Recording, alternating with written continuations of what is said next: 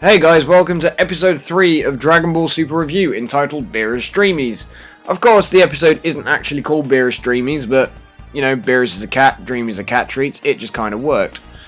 But just a reminder that, of course, this review is going to contain spoilers all about the episode, so if you don't want to know about Beerus Dreamies, now's the time to sort of click away. This episode is basically just a reimagining of the first part of Battle of Gods, as have most of the other episodes thus far.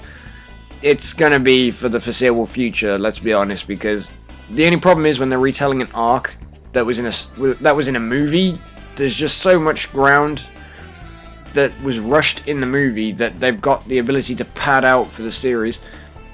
It's the first time they've really tried to adapt a movie into a series, so it's going to be interesting to see how it goes, but I'm sensing an awful lot of padding, and to be honest with you, from watching this episode, I'm sticking with that. But anyway, I digress. The episode starts off with Beerus and Whis travelling to their treehouse. I know it's not called a treehouse, but again, I'm being pedantic. I'm just going to call it a treehouse at this point.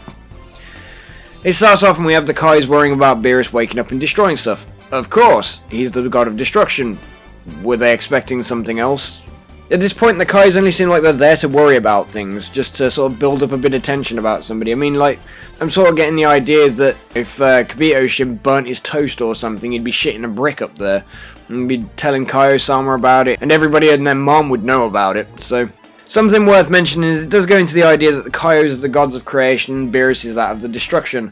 We kind of already had pieced that together, but it's nice to have it actually sort of documented in an episode, so, you know, hats off to that. They talk to Kaio-sama about making sure Goku doesn't find out about Beerus, because if they met, they'd surely want to fight. They kind of also imply that Beerus get pissed off if Goku wants to fight him, but if you're the god of destruction, I really don't understand why you'd be annoyed if somebody wanted to challenge you. So, you know, but again, plot devices, let's just run with it. It leads on to explain that only gods can sense God Ki. This makes sense. Otherwise, of course, why wouldn't we have been able to sense Beerus for the majority of the show, although of course it's implied he was asleep for it all, but Old Kai mentions that Beerus sealed him in the Z-Sword. Okay. I'm not going to put up an argument with this, it just kind of seems a bit weird. I don't really see why he would have done, but okay. Beerus and Whis are back home talking about Beerus' dream, and Beerus has a bath, blah blah blah. You know, as you can see, there's obvious padding at this point in the series, but okay. The Oracle Fish is asked to come down and talk to Beerus about his Dreamies, yada yada. He doesn't remember, and then he does. Huh. And they all agree he's in search of the Super Saiyan God. Brilliant. Whis identifies that the last remaining Saiyans are on Earth. Beerus mentions a stupid line about wiping out the dinosaurs on Earth for being rude, like he did in the extended edition of Battle of Gods, which is stupid because anybody that's watched anything Dragon Ball or early Dragon Ball Z related knows that the dinosaurs are still around. You only have to look as far as like Giron and stuff, who obviously was which was a contender in one of the earlier Tenkaichi Budokai tournaments. Whis points out that there's one Saiyan left on Kaio-sama's planet. Of course, this makes Beerus think that this one is most likely going to be the Super Saiyan God, so they travel there. Kaio-sama gets the heads up and Beerus is coming to his planet. A random cutaway to Krillin, 18 and Marin doing some typical family things, and apparently 18 likes bingo now, so maybe she's aged internally but not externally. Awesome. They show off Bulma's birthday yacht and shows off a load of our old pals like the traditional Z warriors like Tien, Yamcha and Chaozu, blah blah blah. Vegeta and Goku are training separately and Goku remembers it's Bulma's birthday. Goku panics, as you'd assume. Kaio-sama tries to push Goku to go to hers to lessen the chances of him bumping into Beerus. Yeah, okay, cool, that's pretty much the episode right there in a nutshell. At this point, I'm still just going to recommend that you go and watch the film.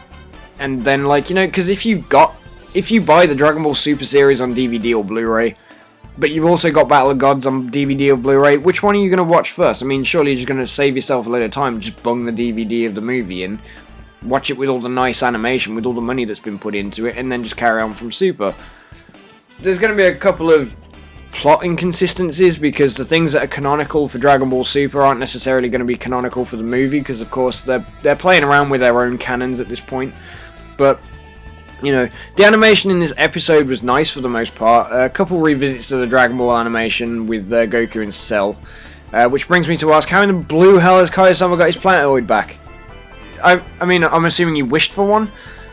For those of you about to say you want it from Weskai, he didn't.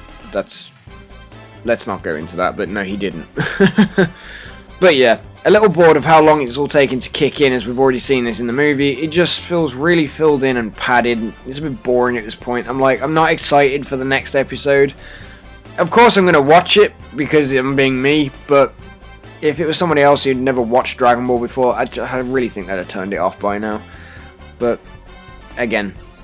Alright guys, well, that's pretty much a sum up of that review, but leave a like, comment and subscribe, and start training on World King Kanji's planet with us, and I'll catch you all later.